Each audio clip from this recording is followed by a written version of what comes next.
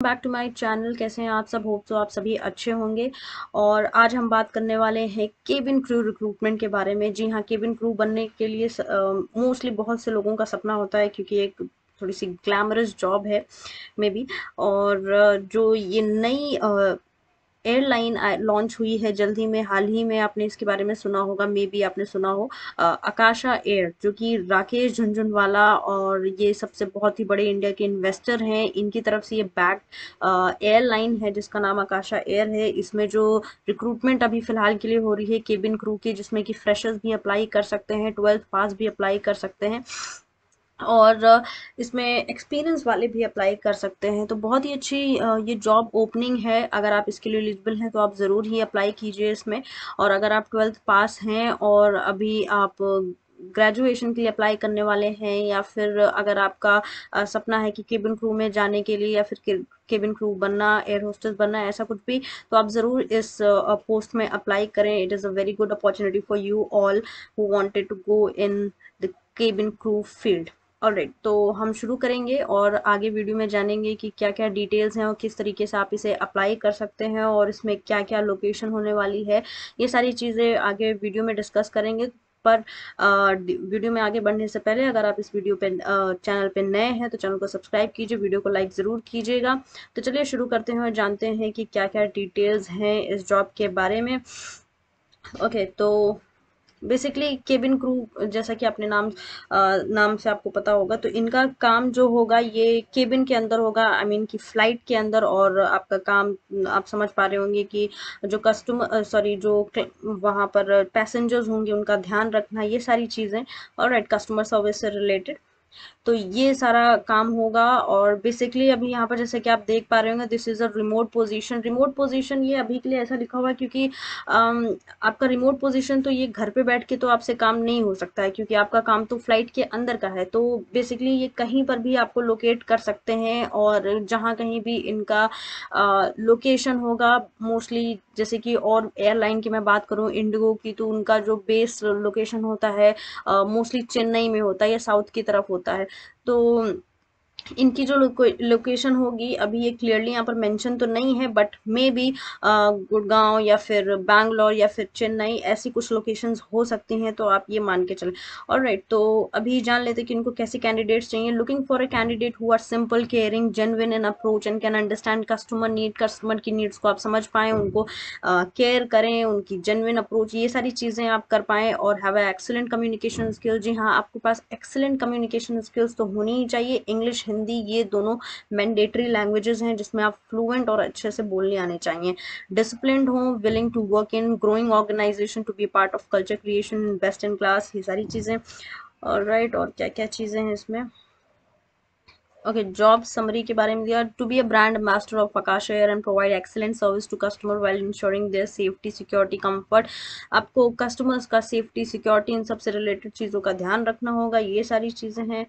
और तो रिस्पॉन्सिबिलिटीज़ वगैरह आप यहाँ से पढ़ सकते हैं, बहुत ही बेसिक बेसिक सी चीज़ें, ये सब लिखी ज़्यादा होती हैं, बाकी ऐसा कुछ ज़्यादा नहीं होता है फिलहाल के लिए। और चीज़ें मैं देख लेती हूँ क्या क्या है।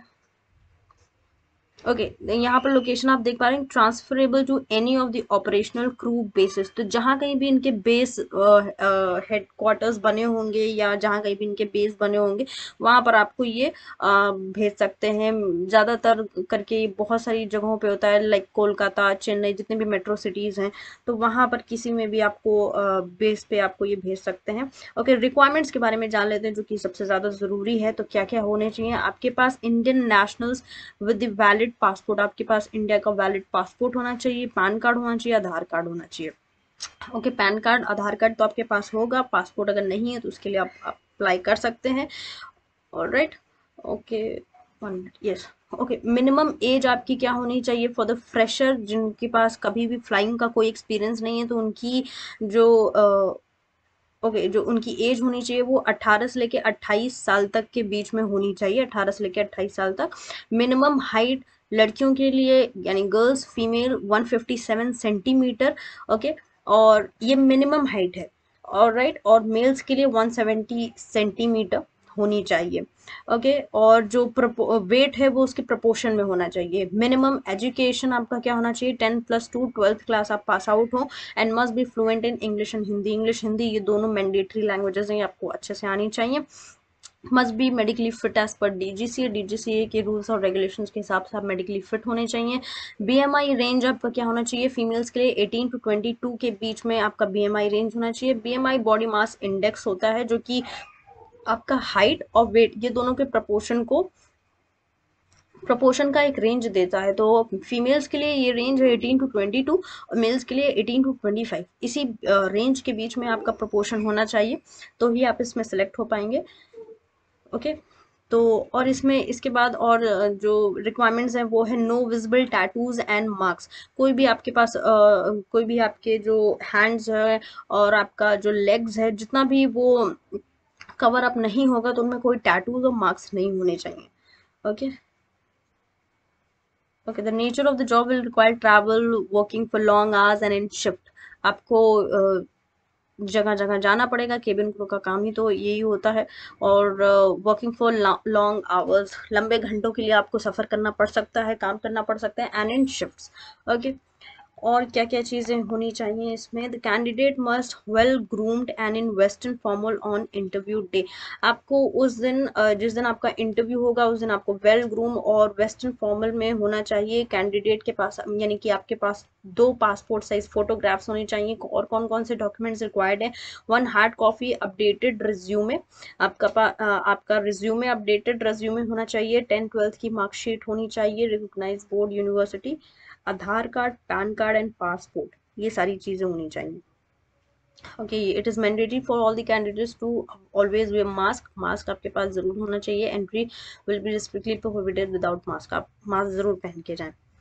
ओके, और क्या क्या चीज़ें में, it is a good idea to come prepared for the interview and it is thus recommended that candidate must have complete knowledge of eligibility criteria, cabin crew profile and the company. आप जाने से पहले interview में आकाशा air के बारे में, eligibility criteria, cabin crew profile, ये सारी जितनी भी चीज़ें हैं आप इसको ज़रूर एक बार अच्छे से पढ़ लें, समझ लें कि क्या क्या ये चीज़ें हैं, आपका जॉब रोल क्या होने वाला है।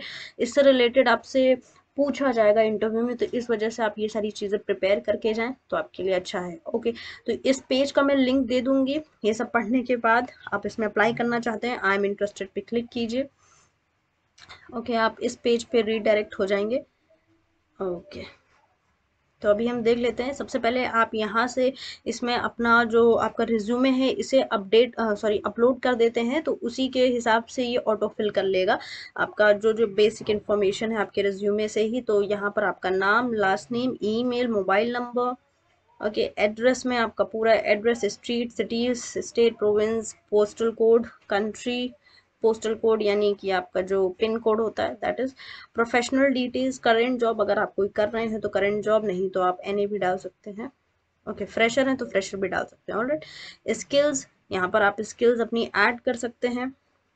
Then educational details, experience details, educational details में 10th-12th ये सब आप डाल सकते हैं। एक्सपीरियंस डिटेल अगर आपके पास है तो ठीक, नहीं है तो कोई बात नहीं। सोशल नेटवर्किंग साइट अगर आपके पास है तो आप डालिए, नहीं तो कोई बात नहीं।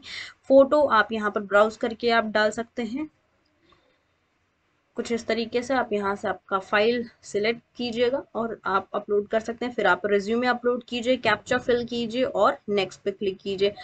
अभी मैं फिलहाल के लिए फॉर्म नहीं भरी क्योंकि मुझे इसमें नहीं फिल करना है इसे। और उसके बाद फिल करने के बाद आपको यहाँ पर एक असेसमेंट शो हो रहा है, तो ये असेसमेंट क्लियर करने के बाद आप उस पर ओके करेंगे तो आपका जो ये एप्लीकेशन है वो फिल आउट हो जाएगा। तो इस तरीके से आप इस जॉब में अप्लाई कर सकते हैं।